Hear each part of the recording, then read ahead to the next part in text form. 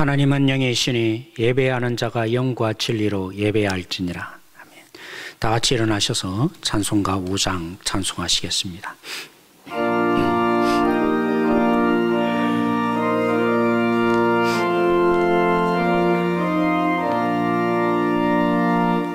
이 천지가 마음을 들어 복 주시는 주 여호와 전능 성부 성자 성령 찬송하고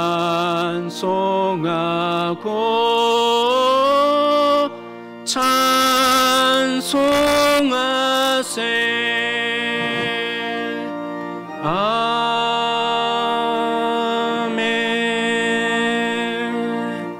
교동문 14번입니다. 땅과 거기에 충만한 것과 세계와 그 가운데 사는 자들은 다 여호와의 것이로다. 여호와께서 그 터를 바다 위에 세우시며 강들 위에 건설하셨도다. 여호와의 산에 오를 자가 누구며 그의 거룩한 곳에 설 자가 누구인가? 곧 손이 깨끗하며 마음이 청결하며 뜻을 허탄한 데에 두지 아니하며 거짓 맹세하지 아니하는 자로다. 그는 여호와께 복을 받고 구원의 하나님께 의를 얻으리니 이는 여호와를 찾는 족속이요 야곱의 하나님의 얼굴을 구하는 자로다.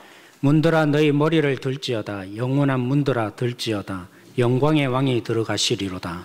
영광의 왕이 누구시냐? 강하고 능한 여호와시요 전쟁에 능한 여호와시로다. 문들아 너희 머리를 들지어다. 영원한 문들아 들지어다. 영광의 왕이 들어가시리로다. 영광의 왕이 누구시냐? 만군의 여호와께서 곧 영광의 왕이시리로다. 아멘. 전능하사 천지를 만드신 하나님 아버지를 내가 믿사오며 그 외아들 우리 주 예수 그리스도를 믿사오니 이는 성령으로 잉태하사 동정녀 마리아에게 나시고 본디오 빌라도에게 고난을 받으사 십자가에 못 박혀 죽으시고 장사한 지 사흘 만에 죽은 자 가운데서 다시 살아나시며 하늘에 오르사 전능하신 하나님 우편에 앉아 계시다가 저리로서 산자와 죽은 자를 심판하러 오시리라. 성령을 믿사오며 거룩한 공회와 성도가 서로 교통하는 것과 죄를 사하여 주시는 것과 몸이 다시 사는 것과 영원히 사는 것을 믿사옵나이다. 아멘.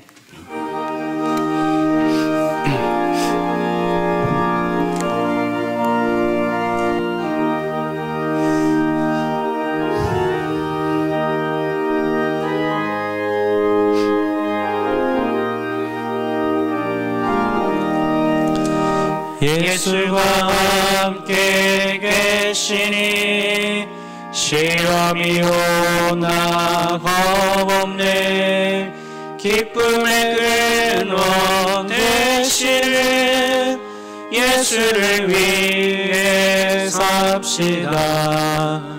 날마다 주를 섬기며 언제나 주를 기리고 그 사랑 안에 살면서 딴 길로 가지 맙시다. 이 세상 사는 동안에 주 이름 전파하면서 무한한 복락 주시는 예수를 위해 삽시다.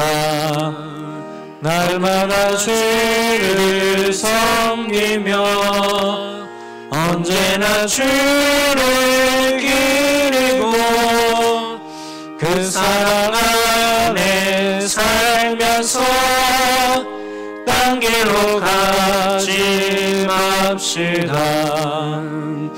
이 세상 친구 없어도 예수는 나의 친구니 불의한 일을 버리고 예수를 위해 삽시다.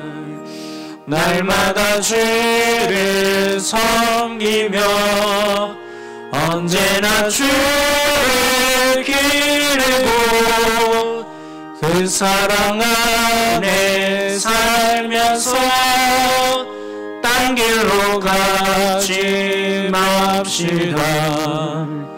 주께서 심판하실 때 잘했다 칭찬하리니 이러한 상급 받도록 예수를 위해 삽시다. 날마다 주를 섬기며 언제나 주를 기리고 그 사랑 안에 살면서 딴 길로 가지 맙시다. 사랑과 은혜가 풍성하신 하나님 아버지, 자비와 긍휼하심으로 죄에서 구원하여 주시고 자녀 삼아 주시는 종에 감사를 드립니다.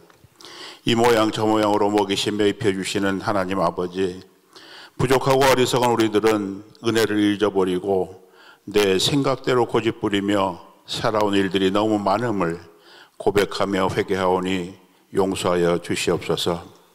우리의 삶의 주관자 되시며 인도자 되시는 성령님께서 길을 인도하시고 믿음을 강하게 하여 주셔서 늘 승리하며 영광 돌리는 삶이 되도록 축복하여 주시옵소서. 창조주 하나님의 섭리 가운데 계절은 바뀌어가고 봄비가 내려서 온갖 곡식이 윤택하여진다는 고구입니다. 연초록에 새순이 돋아나오고 아름다운 꽃들이 피어나고 있습니다. 주일 아침이면 예배당에서 목소리 높여 찬양하며 예배드리는 것이 늘 자연스러운 신앙생활인 줄 알았는데 예기치 않았던 중국의 코로나19의 확산으로 인해 자유롭게 예배하지 못하는 상황이 되었습니다. 각자의 형편과 처지에 따라 예배를 드리는 곳에 성령님이 함께하여 주시며 위로하시고 은혜 베풀어 주시옵소서.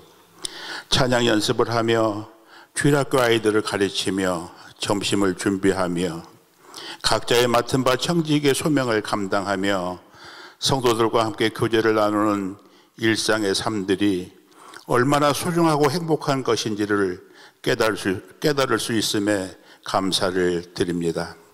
어려운 상황 속에서도 잘 감당하게 하시고 우리의 신앙이 더욱 강건하고 돈독해지는 기회가 되기를 소원합니다. 지혜의 근본이신 여호와 하나님을 경외하며 길이요 진리요 생명이신 주님을 더욱 갈망하며 이웃을 내 몸과 같이 사랑하게 하여 주시옵소서. 믿음 주심에 감사하며 건강 주심에 기뻐하며 이웃들에게 고마움을 전하며 살아가게 하여 주시옵소서. 계약을 하지 못하여 배움토록 하지 못하는 학생들을 안타까운 마음으로 기도합니다. 배우고 공부하는 것도 때가 있는데 게으르거나 나태하지 않게 하시고 천금 같은 귀중한 시간을 허송하지 않고 잘 활용할 수 있는 지혜와 여건을 허락하여 주시옵소서. 이번 사태로 인하여 여러 가지 어려운 상황들이 도래한다고 합니다. 특히 경제적 어려움인 세계적 경기 침체가 닥쳐온다고 하는데 월평 동산교회 성도님들은 물론 우리 교회도 지혜롭게 준비하고 대처할 수 있도록 앞서 인도하여 주시며 지혜와 명철을 허락하여 주시옵소서. 세계 여러 나라에서 복음을 전하시는 선교사님과 가족들을 지켜주시고 도와주시옵소서. 건강과 물질도 어려움 없게 하시고 돕는 손길들도 많게 하여 주시옵소서. 당회원들에게 믿음과 지혜와 건강을 허락하여 주시며 교회를 위하여 계획하며 실행하는 모든 일들 위해 늘 성령님께서 함께하여 주시옵소서. 말씀을 전하시는 목사님에게 성령 충만하게 하시고 은혜의 시간 되도록 축복하여 주시옵소서. 목사님의 가정에도 건강과 기쁨이 넘치도록 은혜 베풀어 주시옵소서. 건강과 평안을 베풀어 주시길 간절히 원하오며 예수님의 이름으로 기도합니다. 아멘.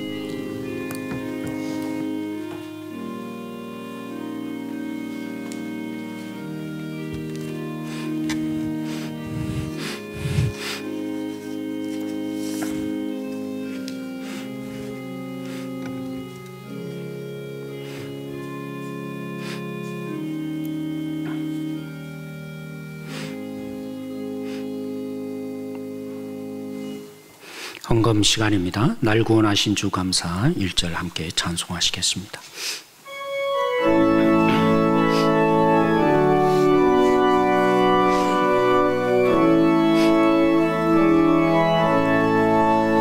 날 구원하신 주 감사 모든 것 주신 감사 지난 추억이네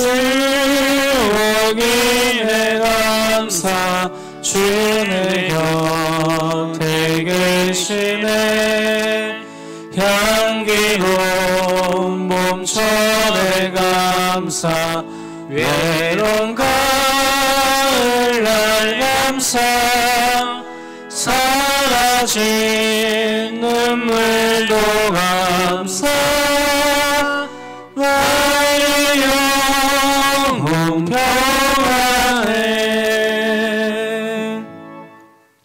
신실하신 아빠 하나님, 세밀하게 우리를 위해서 역사하시는 하나님, 무능한 존재임을 인정하여 하나님의 긍휼을 구하며 나온 우리를 받아주십시오. 의사이신 주님이 손대지 않으면 고쳐질 수 없음을 인정하며 우리 자신을 온전히 하나님 앞에 노출시키며 주의 손길을 기대하며 긍휼을 구하는 우리 모두를 받아주십시오. 하나님의 약속을 이루셔서 우리를 살리신 십자가의 승리를 물질로 표현하는 11조를 받아주십시오. 주님의 승리의 방식대로 우리가 약해지고 섬기는 것을 직접 몸으로 표현한 헌금을 받아주셔서 주님의 승리를 드러내는 11조가 되게 하여 주십시오. 주님의 은혜에 민감하게 헤아려 드리는 감사헌금을 받아주십시오. 하나님이 주신 것을 더 많이 헤아려 성령의 충만함을 허락하여 주시고 쓰여지는 물질이 더 많은 은혜의 통로가 되도록 가정마다 채우시는 하나님을 경험시켜 주십시오. 주님의 영광과 능력에 동참시키는 하나님의 부름에 반응하여 드리는 성경금과 작정헌금을 받아주십시오. 드리는 가정을 통해 하나님의 살아계심을 증명시켜 주십시오. 함께 주를 예배하는 성전이 되라고 부르신 교회를 눈으로 확인하지 못하는 예배 현장이기에 주님의 목마른 각자의 골방에 영원히 목마르지 않는 생수로 채워주십시오. 오늘도 우리를 주님께서 받아주신 줄 믿고 예수님의 이름으로 기도합니다. 아멘. 우리 코로나 사태가 많이 진정되고 있습니다. 제가 예측하기로는 5월 달부터 이제 정상적인 예배가 가능하지 않을까 나름대로 제가 생각하고 있습니다. 네, 우리 모두 주님이 이러한 때에 어떻게 역사하시는지 놓치지 않는 우리 모든 성도 되어 주시기 바랍니다. 오늘 우리에게 주시는 하나님의 말씀은 사도행전 15장 1절에서 12절 말씀입니다. 사도행전 15장 1절에서 12절 말씀, 신약성경 212면에 있습니다. 사도행전 15장 1절에서 12절 말씀 다 찾으신 줄 알고 한 절씩 서로 교독하겠습니다. 1절 말씀 제가 먼저 읽습니다. 어떤 사람들이 유대로부터 내려와서 형제들을 가르치시되 너희가 모세의 법대로 할례를 받지 아니하면 능히 구원을 받지 못하리라 하니 바울 및 바나바와 그들 사이에 적지 아니한 다툼과 변론이 일어난지라 형제들이 이 문제에 대하여 바울과 바나바와 및 그 중에 몇 사람을 예루살렘에 있는 사도와 장로들에게 보내기로 작정하니라. 그들이 교회의 전송을 받고 베니게와 사마리아로 다니며 이방인들이 주께 돌아온 일을 말하여 형제들을 다 크게 기쁘게 하더라. 예루살렘에 이르러 교회와 사도와 장로들에게 영접을 받고 하나님이 자기들과 함께 계셔 행하신 모든 일을 말하매 바리새파 중에 어떤 믿는 사람들이 일어나 말하되 이방인에게 할례를 행하고 모세의 율법을 지키라 명하는 것이 마땅하다 하니라.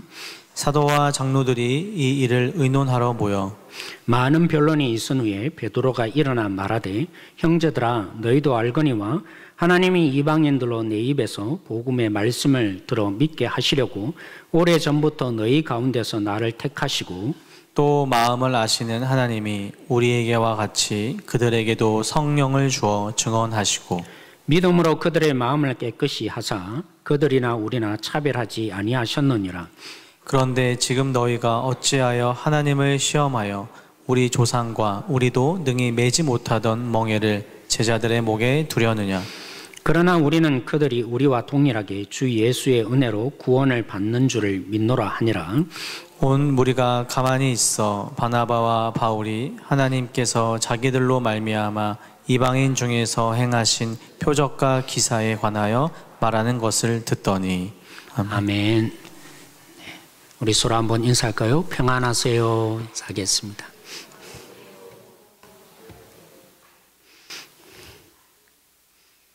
잘 이겨내고 계십니다. 한 번 더 인사할까요? 네.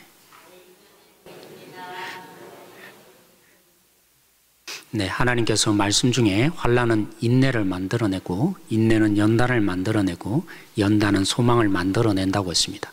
야고보서에는 우리의 이 고난과 환난이 어떤 것이든지 어떤 형태로 나타나든지 우리를 온전하게 만든다고 했습니다.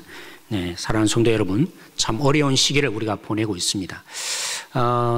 교회에 보면 그죠? 여러 가지 제도와 또 우리의 삶을 위해서 편리를 위해서 많은 장치들이 있습니다. 옛날에는 우리 오르간과 피아노가 있지만 옛날에는 피아노가 있었을까요? 어디 피아노로 경박하게 하느냐? 피아노도 없었습니다. 뭐 드럼이야 뭐 말할 것도 없었고 그죠? 여러분 찬송가 어떻습니까? 누구든지 찬송할 수 있었을까요? 참 놀라운 사실은 찬송가의 역사를 보면 여러분 특별히 젊은 세대만이 아니라 여자분들 이해하고 들으십시오. 그런 생각을 가졌습니다. 우리처럼 뭐 코로나 사태 이런 문제가 아니라 그들의 신념 속에 여자는 더 악하고 죄인이다. 왜요? 아담을 타락시켰으니까. 그래서 찬송가 여자 부르지 못하게 했습니다. 누가 못 불렀다고요? 여자는 처음부터 찬송가를 부르는 대상이 아니었습니다. 그런 자유 없었습니다. 그러면 남자면 다 됩니까? 남자도 변성기를 거치잖아요. 그래서 목소리가 탁 하여지면 어떻게 하나님을 찬송하는데 이런 목소리로 찬송할 수 있느냐? 그래서 남자라고 무조건 찬송 부르게 했던 것이 아닙니다. 어떤 자만 불러야 합니까? 그래서 변성기를 지나지 않은 미소년, 파리나무 십자가, 그죠? 우리가 보기에는 지금 참 좋지만 처음에는 그런 미소년들만 따로 뽑아서 예배 때 말입니다. 평소에 말고요. 예배 때 찬송가 누가 부르게 했다고요? 찬양대에 미소년들만 세워서 찬송을 부를 수 있는 자유를 준 것입니다. 이게 찬송가의 역사였습니다. 지금은 우리가 모두가 부르고 있지만 그래서 우리는 다시 한번 생각해 볼 필요가 있다는 것입니다. 여러분 종교개혁이 1517년에 일어났는데 그 종교개혁이 일어나고도 200년 이상이 지난 1774년 우리 찬양대는 그저 사부성가대 여자들도 앉아있지만 그때 처음으로 1777년 미국에서 처음으로 여자도 같이 찬양대로 세워서 찬송을 부르겠습니다. 사부성가대로 말입니다. 그러니까 이 회중들이 어떤 반응을 보였겠습니까? 그들의 반응은 놀라웠습니다. 기뻐하고 좋아했던 게 아니라 어디 이런 괴상한 소리를 내느냐, 사부로 찬양하면 얼마나 음악이 아름답습니까? 그들의 관념과 심연 속에는 이 여자들이 함께 찬송 부르는 사부성가대 찬송소리를 들으면서 반감을 품었던 것입니다. 어떻게 이런 괴상한 소리를 내느냐, 경박하다, 경건하지 못하다고 말입니다. 여러분 찬송만이겠습니까? 교회 안에는 사실은 비본질적인 요소들에 의해서 낙후된 부분들이 너무나 많이 있습니다. 저는 이 말씀을 준비하면서 저희 교회에 제가 위임받을 때 처음 오셨던 그저 송태근 목사님, 우리 부흥회도 강사로 오셨잖아요. 말씀 사경회 때 전했던 그분이 여기에 올라서서 저에게 충고해 주셨습니다. 무슨 얘기로 충고해 주셨냐면 어떤 교회는 저기 피아노 자리 있잖아요. 우리 교회도 시도하다 하려고다가 저 자리 그대로 있습니다.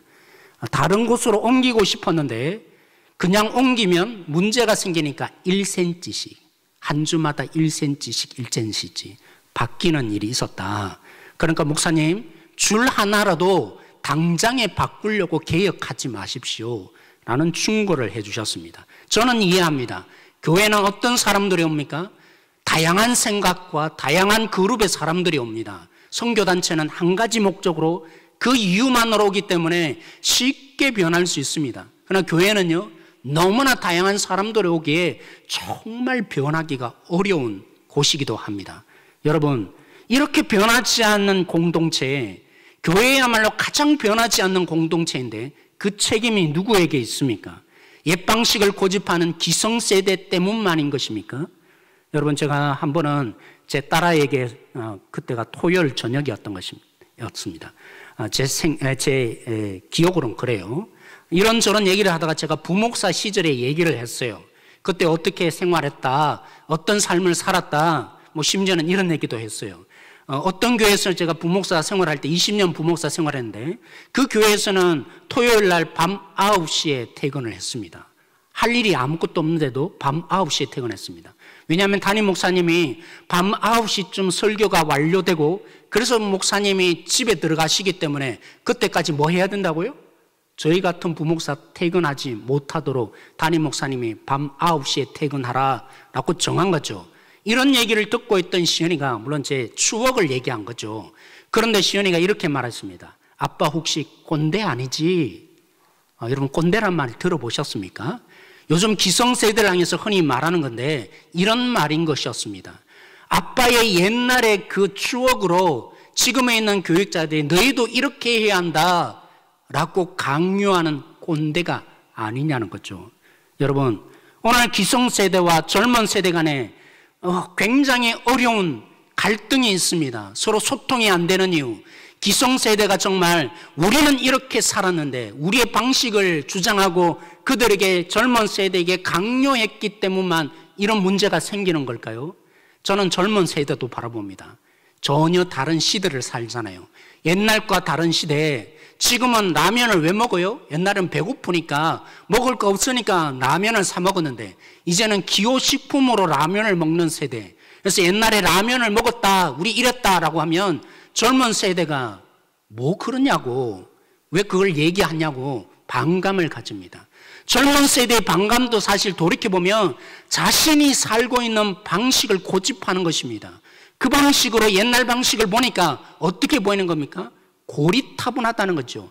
기성세대만 자신의 방식을 고집하는 게 아니라 젊은 세대도 자신의 방식으로 옛날 세대에 대해서 강요한다고만 생각하는 동일한 자기중심적인 생각을 가지고 있는 거죠.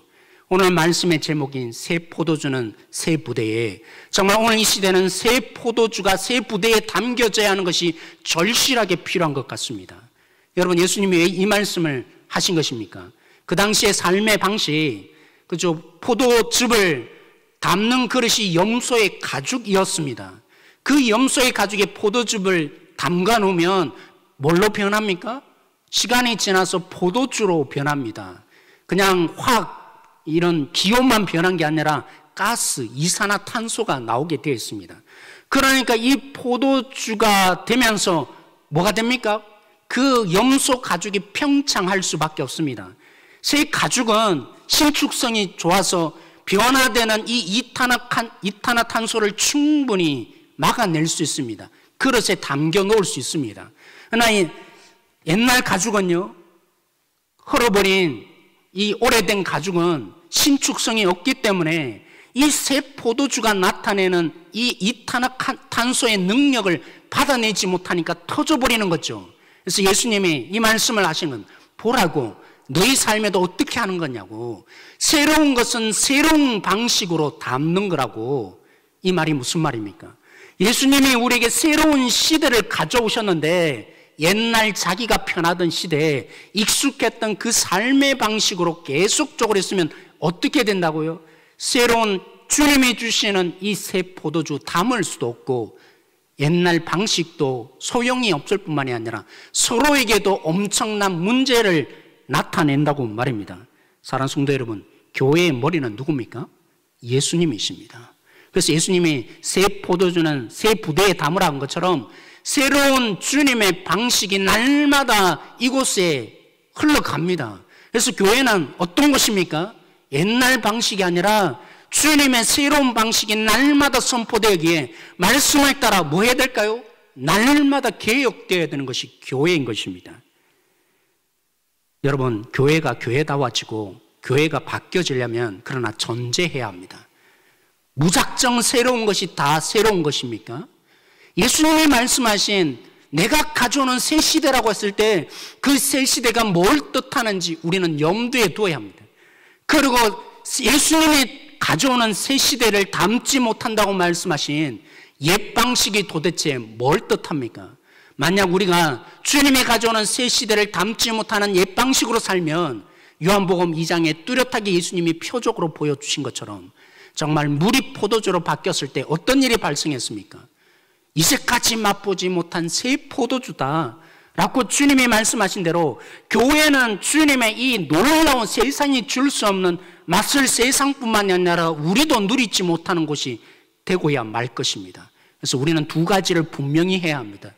주님이 주시는 새로운 시대가 뭔가, 그리고 나는 과연 주님의 이 새 시대를 제대로 담지 못하는 옛 시대를 고수해서 하나님의 생명, 세상이 줄 수 없는 생명을 맛보지 못할 뿐만이 아니라 세상에도 흘려보내지 못하는 그런 공동체로 기여하고 있지 않는가 똑똑히 우리가 생각해 봐야죠. 오늘 말씀을 통해서 우리는 그것을 보게 될 것입니다. 여러분, 오늘 본문의 배경이 무엇입니까? 바울과 바나바가 1차 선교 여행을 끝낸 다음에 어디로 갔죠? 자신을 파송하였던 안디옥 교회로 갔습니다.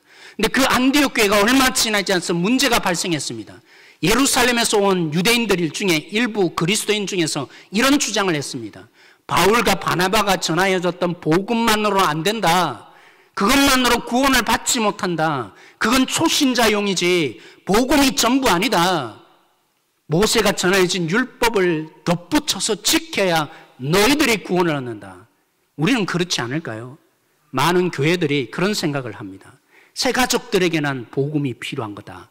아직 주님을 모르니까 그래서 그들에게는 복음이 필요하지 우리 기존 신자들에게는 복음이 아니다.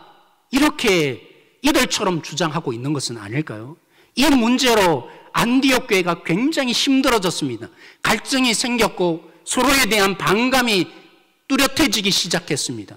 분쟁이 갈수록 커졌습니다. 그래서 자체적으로 이 문제를 해결할 수 없어서 이 안디옥 교회가 바울과 바나바를 어디로 보냈습니까? 예루살렘 교회의 대표인 그들에게 보내서 지침서를 내려주기를 원했던 것입니다. 그래서 바울과 바나바가 안디옥 교회에 가서 증거했습니다. 이방인들에게 복음을 전하였더니만 어떤 일이 발생했는지 그 얘기만 들을 때만 해도 모든 예루살렘 교회가 환영하며 기뻐했습니다. 그런데 여기에 문제가 또 생긴 거죠. 바리새파 사람들, 주님을 믿긴 믿었는데 옛날의 방식으로, 그 옛날의 방식이 뭡니까? 이 안디옥 교회를 힘들게 했던 율법, 행위로 구원을 얻는다, 덧붙여야 한다라는 그것이 바리새인들이었거든요. 그게 익숙했던 사람들로서는 예수님만 믿어서 안 된다라는 그 말이 너무나 설득력이 있어서 주장하기 시작한 겁니다. 그래서 예루살렘 교회도 어떻게 했다고요? 이 문제로 서로 분쟁이 심각해진 것입니다. 바울이 전하였던 복음, 아니 하나님이 사도를 통해서 예수 그리스도를 통해서 주었던 그 복음이 훼손될 위기가 처한 것입니다. 여기에 세 사람이 기여를 했죠. 바로 오늘 베드로, 그리고 바울과 바나바, 그리고 야고보가 나름대로 이 부분들을 통해서 자신들을 간증하는 가운데, 그렇죠, 정말 복음이 전부네요. 지금도 여전히 복음이면 다 되는군요. 율법이 아니라 행함으로 구원을 얻는 것이 아니라 누구든지 유대인도 그렇고 이방인도 그렇고 오직 주님을 믿는 그 믿음으로 구원을 얻으며 성장하며 성숙하며 나아가는군요. 이러한 합의일체를 이루었습니다. 그렇다면 우리가 함께 살펴보십시다. 포도주는 새 부대에 담아야 한다라는 의미가 담겨있는 이 복음이 어떤 성격을 가지고 있는 것입니까? 첫째는 공로와 행위로부터 해방을 가져옵니다. 여러분, 복음은 어떤 성격을 가지고 있다고요? 공로와 행위로부터 우리를 해방시키는 성격을 가지고 있다고요. 물론 복음은 이것만의 해방을 가져오는 게 아닙니다. 우리를 그죠, 정죄에서도 복음은 해방시킵니다. 율법을 따라서, 하나님의 법을 따라서 하나하나를 보면서 정죄하고, 그래서 넌 죽일 놈이다, 그렇게 우리를 칼로 찌르던 그 정죄하면서 우리를 복음은 해방시킵니다. 그리고 복음은 죽을까 봐 두려워하는 우리를 해방시킵니다. 그래서 우리는 죽음의 종로로 타는 자로 복음을 진짜 알게 되면 거기에서 자유케 되는 역사가 일어납니다. 어쩔 수 없다, 나는 죄를 지을 수밖에 없어, 오라 나는 공고한 사람이다.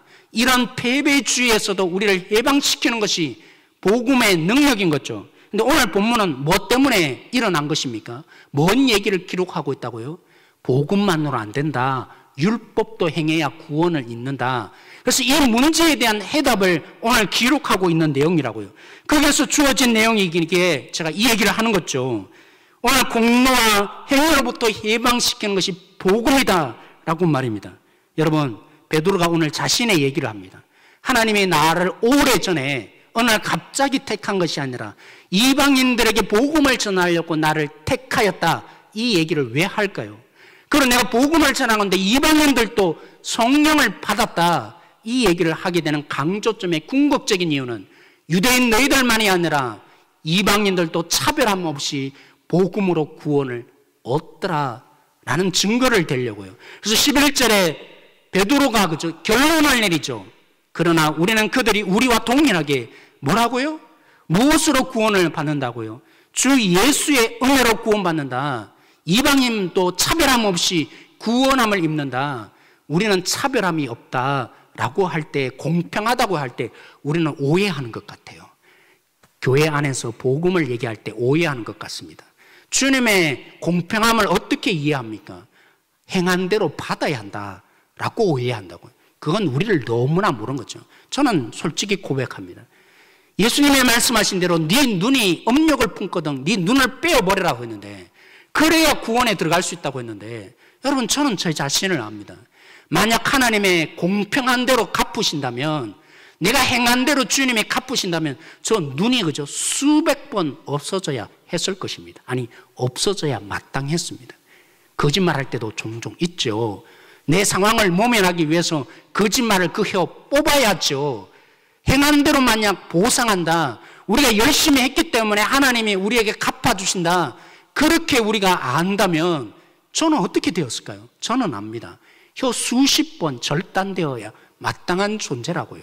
아니, 저는 이 땅에 살아갈 수 없는 존재, 그게 우리가 생각하는 행하는 대로 갚으시는 거죠. 근데 하나님이 그렇게 우리를 구원하십니까? 우리가 행한 대로 갚으시는 하나님이신 것입니까? 아니요.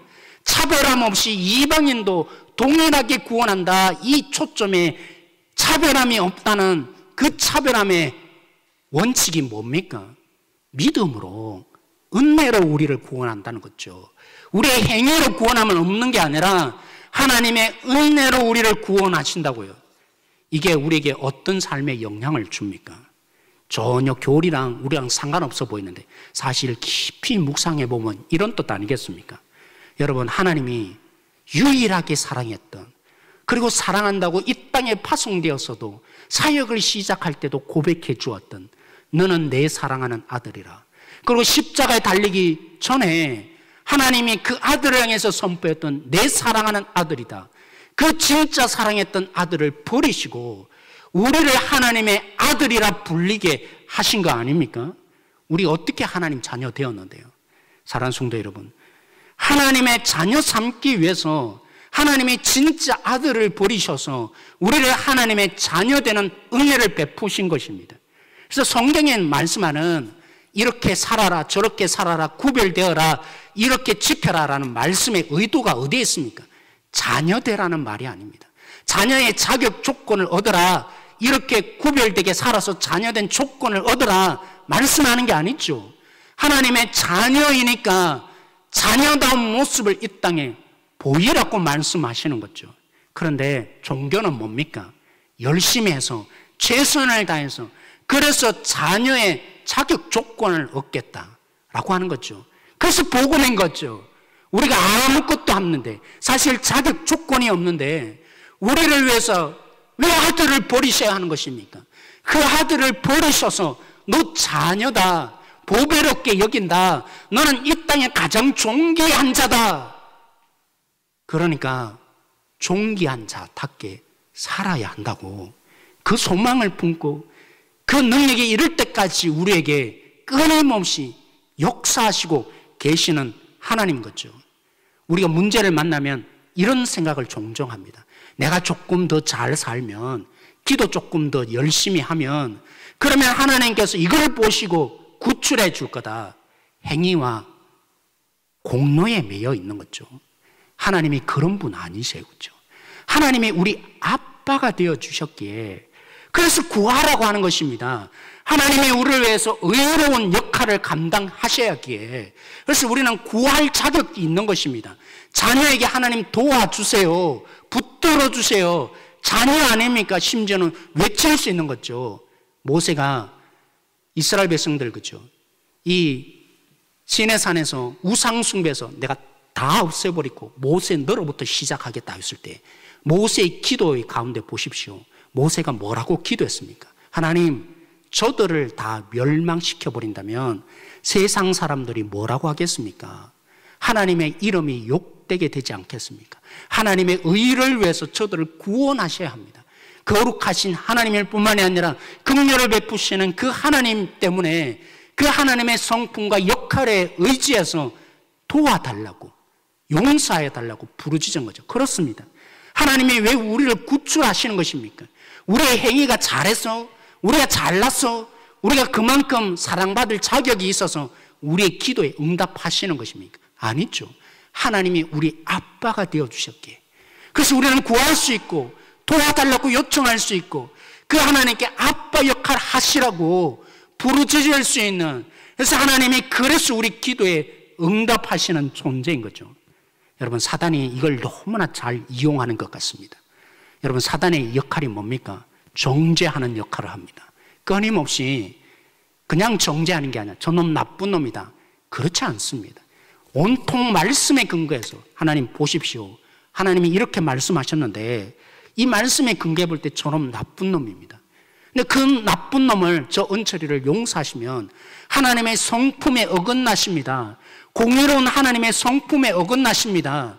그렇게 우리를 정죄하는 그죠? 최고의 정죄의 명수가 사탄인 거죠. 그 사탄이 아무리 정죄해도 왜 우리가 이 정죄함을 받지 않는 것입니까? 왜 우리가 구원함을 얻는 것입니까? 하나님이 그 아들 예수 그리스도에게 사탄이 말한 그 모든 공의를 다 시행하셨기에 그래서 사탄이 끊임없이 하나님 앞에 잠수하고 공격할 때마다 너는 어찌하여 내 아들의 십자가를 이 공로를 멸시하느냐? 내 아들의 자녀, 내 형제, 내 아들의 형제된 저들을 내가 사랑한다고 너가 공격한다면 나는 그들의 편이 되어줄 것이라고 말씀하시는 하나님이신 거죠. 이런 은혜를 알면 공로와 행위에 의해서 우리가 지배당하지 않고 하나님의 진짜 은혜를 알면 우리의 마음은 따뜻해집니다. 조금 실수하고 넘어지고 물론 조금 실수하는 정도가 아니죠. 하나님 앞에서 정말 하나님을 대적하는 죄를 짓는 영혼 우리가 그들을 내칠 수 없는 거죠. 품게 되어 있는 거죠. 내가 어떻게 은혜를 받고 내가 어떻게 사랑받았는데 율법과 행위에 매일매일 매이면 조금만 실수해도 이리때가 되어서 죽일 것처럼 저렇게 나쁜 놈이라고 달려드는 우리였는데 하나님의 은혜를 제대로 공급받고 하나님이 주시는 예수 그리스도로 말미암아 새 술은 새 부대에 담으라 한 것처럼 하나님의 이 은혜로 통치하시는 이 새 시대를 누리고 살면 연약한 자 붙들어 줄 수 있습니다. 그래서 교회는 어떤 자가 오는 것입니까? 연약한 자가 더 많이 오는 곳입니다. 부족함이 날마다 더 많이 발견되어져서 그래서 하나님의 긍휼이 붙들어지는 교회, 전문가가 하나도 죄를 짓지 않고 나는 괜찮다 이런 자가 가득한 것이 교회가 아니라 정말 부족하고 연약한 자가 교회에 오고 그래서 그 따뜻한 품으로 품어줄 수 있는 그것이 교회여야 하는 거죠. 사랑하는 성도 여러분, 우리는 개혁되어야 합니다. 하나님이 가져온 이 새로운 방식으로 날마다 개혁되어야 합니다. 교회의 위기를 종종 얘기합니다. 다음 세대를 바라보면서 숫자가 점점 줄어드니까 예전엔 3%라고 했는데 우리 청년들이 이제 교회 다닌다고 하는 숫자가 2%도 안 된다고. 그래서 위기감을 느끼는 교회들마다 옛날 방식을 고집하지 말고 새로운 방식으로 저들에게 맞춰주십시다. 저들을 위하십시다. 이런 운동이 일어납니다. 잘하는 것입니다. 한 걸음 더 나아가야 하는 거죠. 여러분 주님이 가져오신 새로운 방식이 그 방식인 것입니까? 주님이 말씀하신 새로운 방식이 젊은 세대에 맞춰주자 이게 진짜 새로운 방식인 것입니까? 아무리 젊은 세대가 그 방식이 좋다 할지라도 정말 자신의 공의와 자신의 능력을 자랑하는 거기에 매여 있다면 개혁되어야 하는 거죠. 진짜 개혁은 뭡니까? 하나님의 은혜를 가로막고 있는, 그래서 새로운 포도주 맛을 못 내게 만드는 그 모든 것을 향해서 우리는 선포해야 하는 것입니다. 하나님을 만나게 하지 못하고 하나님의 성품을 제대로 누리게 하지 못하는, 은혜로 나아가지 못하게 하는 그 모든 것을 향해서 우리는 개혁되어야 하는 것이죠. 저는 우리 교회가 정말 젊은 세대를 위해서 한 걸음 더 나가기를 원하지만 그 이상이 되기를 원합니다. 하나님의 은혜를 가로막고 있는 모든 방법, 찬송 부르는데 이것이 참 좋아서 하나님의 은혜를 누렸는데 어느 순간에 보면요, 내 행위에 매여 있고 내가 그 방법이 아니면 안 되는 것처럼, 하나님의 은혜로 내가 이 모든 사랑을 받고 능력을 힘입은데 마치 그 방법이 아니면 안 되는 것처럼, 그렇게 되면 어떻게 됩니까? 사실은 우리의 공로가 되어지는 거죠. 우리의 방식이 되어지는 거죠. 날마다 개혁되어야 합니다. 어떻게 해요? 하나님의 은혜를 가로막는다면 그 어떤 방식이라 한다 할지라도 최고의 방식, 최선의 방식이고 시대를 앞서가는 방식이라 할지라도 개혁이 일어나야 하는 것입니다. 사랑하는 성도 여러분, 이것이 끝이 아닙니다. 둘째, 새 포도주는 새 부대의 의미를 담고 있는 복음의 성격이 무엇입니까? 이 복음의 성격은 우리로 하여금 자유케 하는 것으로 그치지 않습니다. 뭐 하는 거라고요? 사랑으로 종노릇합니다. 섬김으로 종노릇하게 합니다. 여러분 19절 20절에 보면 참 뜬금없습니다. 이상해 보입니다. 아니, 율법에서 자유케 해주었는데 이방인들에게 정말 무거운 멍에를 맺지 말게 하자고 율법의 문제가 아니라고 얘기를 했는데 왜 이 조건을 내 겁니까? 이 이방인들에게 은혜로 구원을 얻는다 했는데 왜 4가지 특별한 조건을 지침서로 마련한 것입니까? 여기 말하는 4가지 조건, 그죠? 우상의 더러운 것과 음행과 목매어 죽인 것과 피를 멀리하라는 것은 율법의 규정입니다. 아니, 율법으로 구원받는 게 아니라고 해놓고는, 은혜로 구원 얻는다고 해놓고 왜 율법의 이 규정만은 남겨놓은 것입니까? 왜 갑자기 이런 얘기가 나타나는 것입니까? 심지어는 이 규정이 너무나 중요하기 때문에 편지를 써서 바울과 바나바에게 안디옥 교회에 보내고 이방인 여러 교회에 보내게 했습니다. 이상하지 않습니까? 논리적으로 맞아 보이지 않습니다. 뭐만 생각하면요, 우리가 은혜로 구원을 얻는다, 그래서 우리가 뭘 하든지 자유롭다 라고만 생각하는 사람들에게는 이 얘기가 너무나 비논리적으로 보인다는 거죠. 뭘 생각해야 합니까? 왜 이 얘기가 갑자기 등장한 것입니까? 왜 이 조건을 내건 것입니까? 여러분, 이방인들은 복음을 통해서 무한한 자유를 누렸습니다. 율법의 규정을 따라 이제 살지 않습니다. 한 가지 우상의 더러운 것이란 고기 먹는 문제로 여러분 잘 아시죠? 고린도전서에 나타난 것처럼 이방인들은 문화가, 그죠? 유대인들처럼 우상에게 바쳐진 제물에 먹는 문제에 대해서는 전혀 문제가 없었습니다. 그런 규정 자체가 없었기 때문에 복음이 말한 대로 안으로 들어가는 것이 너희가 더러워진 게, 뭐가 더럽힌다고요? 너희 안에 있는 것이 너희를 더럽힌다. 그래서 복음의 자유를 누렸습니다. 어떻게 말합니까? 고기 저거 아무것도 아니다. 그래서 마음 놓고, 그죠? 시장에서 파는 대부분의 고기는 우상에게 바쳐졌다가 나오는 고기인데 먹어도 그들에게는 아무런 거리낌이 없습니다. 유대인들은 수천 년 동안 어떻게 산 것입니까? 비록 안에서 나오는 것이 우리를 더럽힌다 하지만 그들은 이제까지 수백 년, 수천 년 동안 몸에 길들여진 게 뭡니까? 우상의 재물을 안 먹는 거였습니다. 그런 입장에서 보면 마음 놓고 자유를 누리는 저 이방인들, 우상의 고기를 먹는 저들 때문에 괜히 깨름직하고 걸림돌이 되는 거죠. 그래서 바울이 고린도전서에 뭐라고 했습니까? 나는 고기 먹을 자유가 있다. 그렇지만 복음 안에서 이제는 우상에게 바쳐진 뭐든지 난 다 먹는다. 그렇지만 저들을 위해서, 유대인들이 아직도 거기에 매여 있는 유대인들을 위해서 내가 뭐 하겠다고요? 고기 먹지 않는 이 자유를 제한하는, 사랑으로 종로로 타는 자로 내가 살겠다라고 말씀한 거죠. 그렇습니다. 여러분, 하나님의 주신 자유, 율법의 종로로 타지 않는 자유, 죄에서 해방되는 자유, 죽음에서 해방되는 그 모든 자유, 공로에서 자유되는 이 자유를 하나님의 주신 궁극적인 이유는 내 마음대로 살라고, 내 뜻대로 살라고 주신 자유 아닙니다. 근데 많은 사람들이 오해하더라고요. 여러분, 우리는 자유를 누립니다. 성전이 이제는 예루살렘 성전이 아니라 공간의 자유를 주셨습니다. 왜요? 예수 그리스도를 통해서 새로운 성전을 만드셨기에 이제 우리는 어느 공간에 매이지 않습니다. 이곳만 예배당이 결코 아닌 거죠. 그 자유를 누립니다. 우리는 시간의 자유도 누립니다.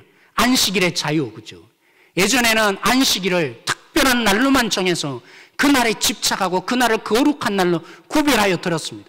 이제는 예수님이 모든 사람의 주인이 되어서 이제는 특별한 날이 아니라 모든 날이 주의 날이 되었습니다.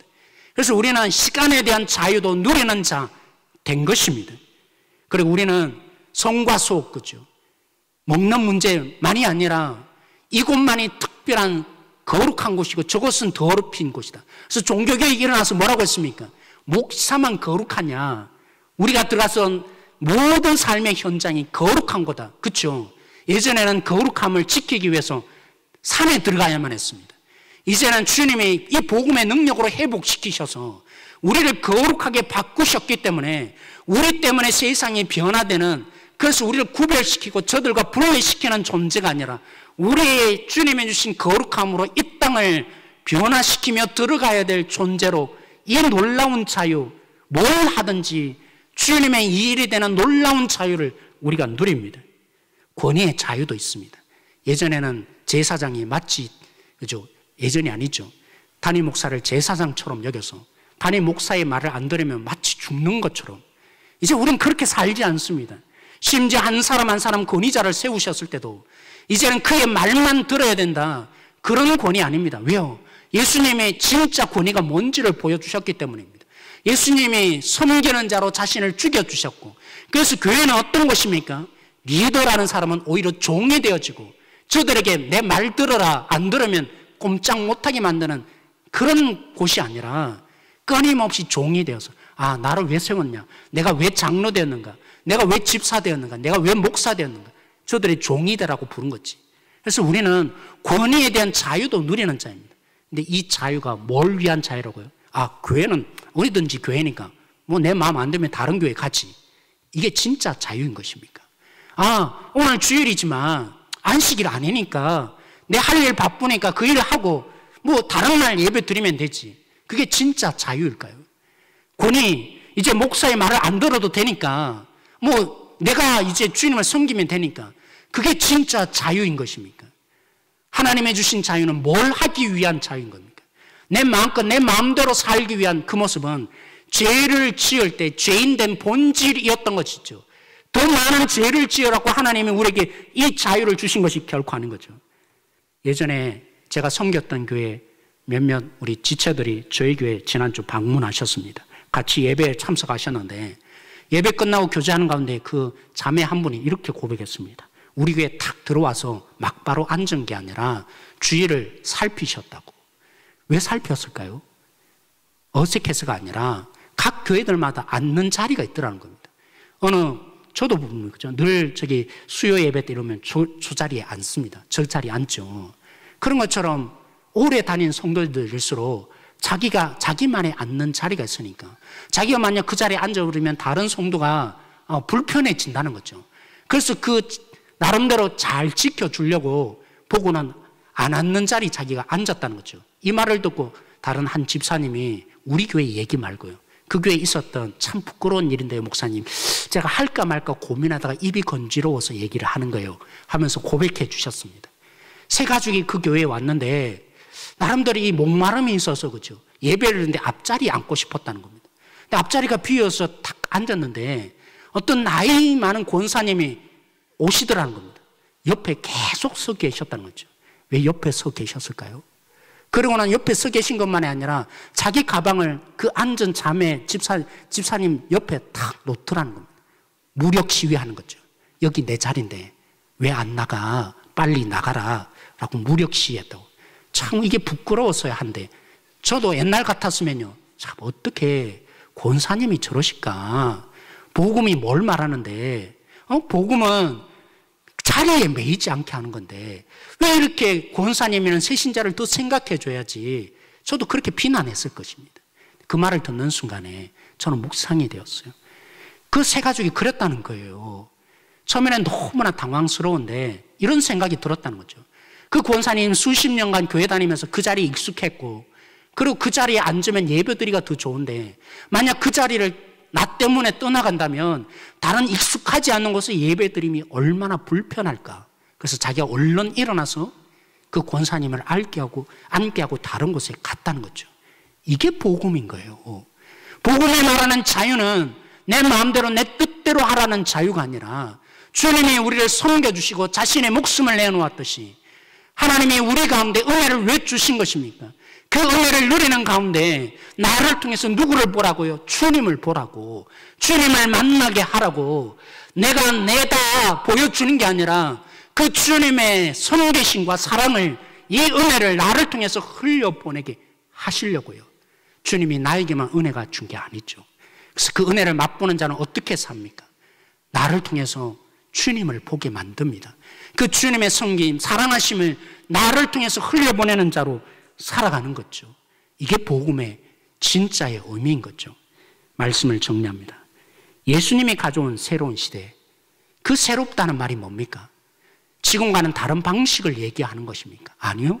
주님이 가져오신 새로운 이 방식은, 새로운 시대는 우리가 하여금 율법에 매있고 행위에 매있던 우리를 자유케 하는 것입니다. 은혜로 다스리는 방식입니다. 은혜가 지배케 하는 것입니다. 하나님이 어떤 분인지를 그 은혜로 역사하시는 하나님을 보여주는 방식인 것입니다. 그 자유를 여러분 마음껏 누리십시다. 그러기 위해서 개혁하십시다. 우리의 찬송의 방식, 우리의 예배의 방식, 우리가 이 방식이 좋다고 선정하고 따랐는데 어느 순간에 보면요, 죄인인 우리는 우리가 여기에 매여 있고 하나님을 만나는 게 아니라 난 이만큼 했다, 행위에 매이는 존재가 되는 거예요. 그렇게 끊임없이 개혁되어야 합니다. 뭐 하기 위해서요? 하나님을, 그 은혜를 알고 하나님을 깊이 누리는 성도들이 되기 위해서 이 방식이 과연 하나님을 만나게 할 수 있는가, 그 고민이 끊임없이 성령을 통해서 우리 속에 비춰져야 하는 거죠. 그래서 교회는 날마다 개혁되어야 합니다. 날마다 새로워져야 합니다. 하나님을 만나게 하지 못하는 우리의 행위를 강조하고 우리 자신에게 집착하는 것이 보이는 순간마다 거부하고 개혁이 우리 속에 일어나야 하는 거죠. 그 은혜가 어떻게 흘러간다고요? 나를 위한 은혜가 아니라, 나만을 위한 은혜가 아니라 나를 통해서 한 영혼이 죽게 돌아오고 주님의 생명을 만나기까지. 연약해서 따라오지 못할 수도 있습니다. 고집할 수도 있습니다. 왜 고집하냐고, 왜 안 따라오냐고, 이게 아닌 거죠. 주님을 알 때까지 종노릇함으로, 우리 자신이 죽음으로 그를 섬겨서 주님의 진정한 사람으로 거듭나기까지 우리의 이 자유를 포기하는 섬김에 종노릇함, 예수님이 온전히 그 일을 이루어 주셨습니다. 주님이 그 자유를 포기하지 않았다면, 주님이 주인됨을 나타내기만 하셨다면 우리가 어떻게 십자가의 은혜를 알겠습니까? 오늘도 그 은혜 앞에 나아가는 개혁이 있는 사람, 한 영혼 한 영혼을 죽게 돌아오기 위해서 내 자신을 포기하는, 끊임없이 그러기 위해서 죽기가 쉽지 않은 우리들이 십자가 앞으로 나아가는 우리 한 사람 한 사람 되어지길 소망합니다. 오늘 말씀을 붙들고 우리 함께 기도하십시다. 하나님의 자녀로 살아갈 능력을 주신, 그래서 하나님의 아빠 노릇을 하실 하나님을 믿고 그 은혜에 반응하는 하나님의 자녀로 살기를 기도하십시다. 공로와 행위로 우리의 방법과 절차에 지극히 매여서 하나님의 은혜의 통로가 되지 못하는 부분, 이 시간 회개하십시다. 그 부분에 개혁이 일어나도록 이 시간 기도하십시다. 그러나 개혁한다고 해서 어떤 개혁이어야 한다고 했습니까? 갈라디아서 5장 13절에 이렇게 말합니다. 형제들아, 너희가 자유를 위하여 부르심을 입었으나 그러나 그 자유를 육체의 기회로 삼지 말고 오직 사랑으로 서로 종노릇하라. 오늘 이 말씀을 우리가 함께 붙들며 기도하십시다. 사랑으로 서로 섬기는 종노릇함으로 한 영혼이 죽게 돌아오며 해방이 일어나는 역사가 일어나는 교회 되게 하여 달라고, 그런 계획이 있게 하고자 하나님이 지금 이 시대 가운데 금식하고 때론 응답하여 달라는 이 기도에, 이 코로나 사태에 빨리 응답하고 있지 않은 건 아닙니까? 진짜 교회를 개혁하기 위해서 하나님이 지금 사용하고 계시는 건 혹시 아닌 것입니까? 우리 교회를 향해서 말입니다.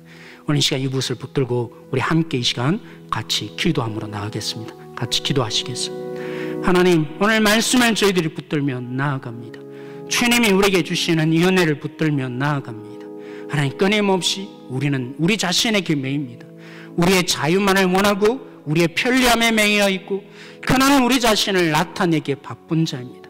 주님이 주신 기도의 자리도, 주님의 말씀의 자리도, 예배의 자리도 우리가 공로로 우리 자신을 나타내기에 바쁜 우리들이었음을 고백합니다.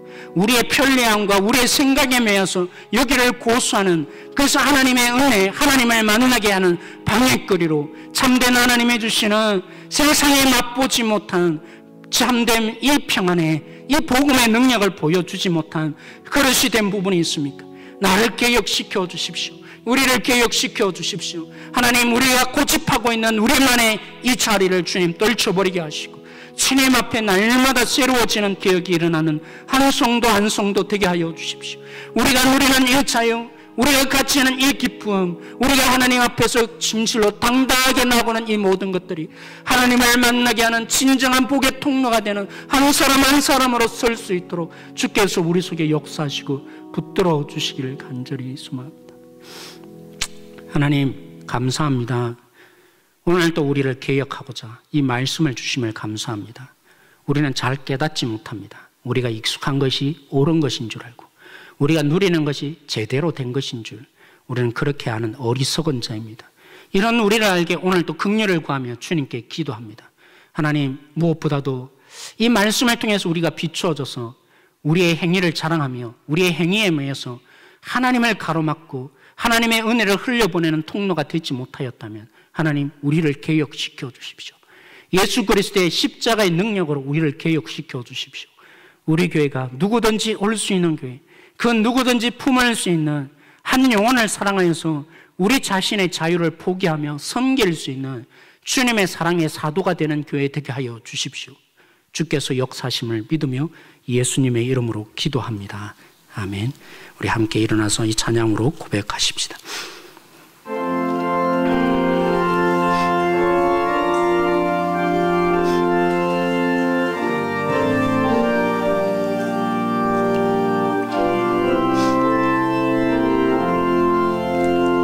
구주와 함께 나 죽었으니 구주와 함께 나 살았도다. 영광의 그날에 이르도록 언제나 주만 바라봅니다. 언제나 주는 날 사랑하사 언제나 새 생명 주시나니 영광의 그날에 이르도록 언제나 주만 바라옵니다. 마음속에 시험을 받을 때와 무거운 근심이 있을 때에 주께서 그때도 같이 하사 언제나 나를 도와주시네. 언제나 주는 날 사랑하사 언제나 새 생명 주시나니 영광의 그날에 이르도록 언제나 주만 바라봅니다. 뼈 아픈 눈물을 흘릴 때와 쓰라 안식할 때 주께서 그때도 같이 하사 언제나 나를 생각하시네. 언제나 주는 나 사랑하사 언제나 새 생명 주시라니. 영광의 그날에 이르도록 언제나 주만 바라봅니다. 내 몸의 약함을 아시는 주, 못 고칠 질병이 아주 없네. 괴로운 날이나 기쁠 때나 언제나 나와 함께 계시네. 언제나 주는 날 사랑하사 언제나 새 생명 주시나니. 영광의 그날에 이르도록 언제나 주만 바라봅니다.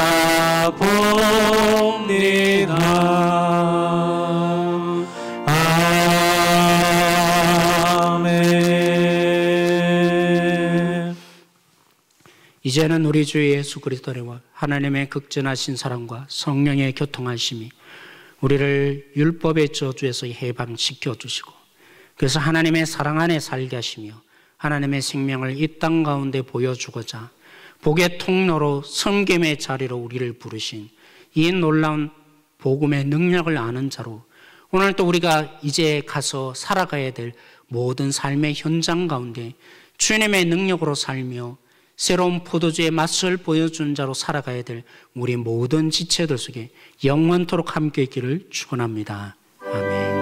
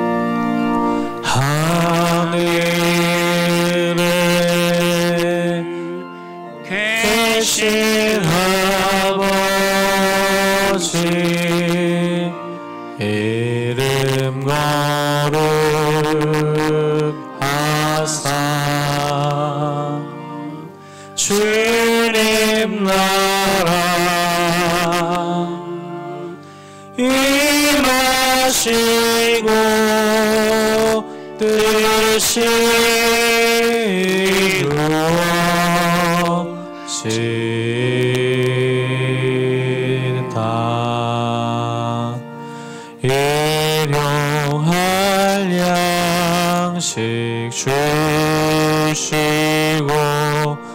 우리들의 큰 죄 다 용서옵시고 또 시험에 들게 마시고 악에서 구원하소서.